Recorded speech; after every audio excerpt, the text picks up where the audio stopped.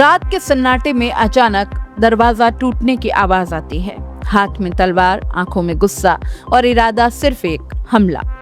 कुछ ही सेकंड्स में एक घर जो हंसी खुशी से भरा था, खून से लाल हो गया। यह है उदयपुर के सूरजपोल थाना क्षेत्र के दीवान शाह कॉलोनी की वो सच्ची घटना, जहां मामूली शख्स ने ऐसा खूनी खेल रच डाला कि पड़ोसी ही दुश्मन बन बैठे। रविवार की शाम सब कुछ बिल्कुल सामान्य था। लोग अपने अपने काम में लगे थे, बच्चे खेल रहे थे और घरों में रोज की तरह चहल पहल थी।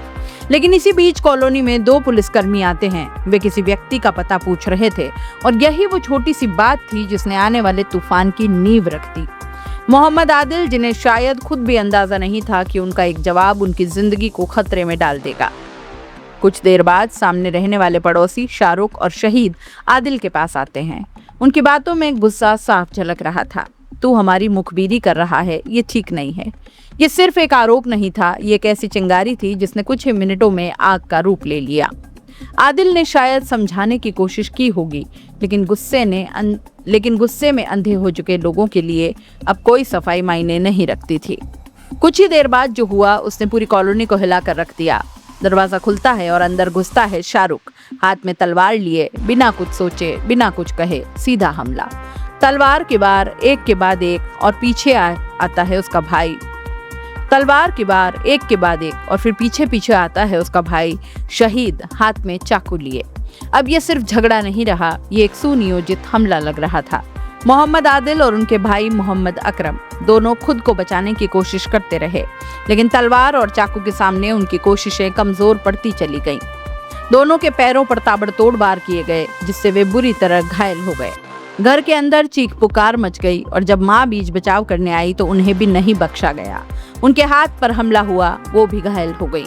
हमले की आवाजें सुनकर आसपास के लोग दौड़ पड़े, लेकिन जब तक कोई कुछ समझ पाता, हमलावर मौके से फरार हो चुके थे। पूरा इलाका दहशत में आ गया। हर कोई एक ही सवाल पूछ रहा था, क्या सिर्फ शक के आधार पर कोई इतना बड़ा हमला कर सकता है? परिवार के लोगों ने तुरंत पुलिस को सूचना दी। घायलों को तुरंत अस्पताल ले जाया गया। डॉक्टरों के मुताबिक दोनों भाइयों के पैरों में गंभीर चोटें आई हैं। मां के हाथ में गहरी चोट है। तीनों का इलाज जारी है और हालत फिलहाल स्थिर है। लेकिन सवाल सिर्फ इलाज का नहीं, सवाल उस डर का है जो अब इस परिवार के दिल में बस गया है। घटना की सूचना मिलते ही पुलिस मौके पर पहुंची, लेकिन तब तक आरोपी भाग चुके थे। पुलिस ने मामला दर्ज कर लिया और आरोपियों की तलाश शुरू कर दी है। जांच में ये भी देखा जा रहा है कि क्या ये हमला सिर्फ शक का नतीजा था या इसके पीछे कोई पुरानी रंजिश छिपी है। इस पूरी घटना में सबसे डराने वाली बात है एक साधारण शक। क्या सिर्फ इस बात पर कि कोई पुलिस को जानकारी दे रहा है, कोई इतना हिंसक हो सकता है, या फिर ये शक सिर्फ एक बहाना था और असली कहानी कुछ और है? ये घटना सिर्फ एक परिवार पर हमला नहीं, ये पूरे समाज के लिए एक चेतावनी है। आजकल छोटी छोटी बातों पर गुस्सा और गुस्से में उठाया गया हथियार किसी की भी जिंदगी तबाह कर सकता है। पड़ोसी जो कभी सबसे करीबी होते थे, वही अब जान के दुश्मन बन जाएं तो खतरा और भी बढ़ जाता है। ऐसे मामलों में अक्सर देखते हैं कि शक और डर मिलकर इंसान को हिंसक बना देते हैं। जब किसी को लगता है कि कोई उसकी जानकारी दे रहा है, तो वो खुद को बचाने के लिए आक्रामक हो जाता है। लेकिन यहाँ सवाल यह है कि क्या बचाव के नाम पर हमला सही है? अब कॉलोनी में फिर से शांति है, लेकिन वो शांति डर से भरी है। हर दरवाजे के पीछे अब एक सवाल है, कहीं अगला नंबर हमारा तो नहीं?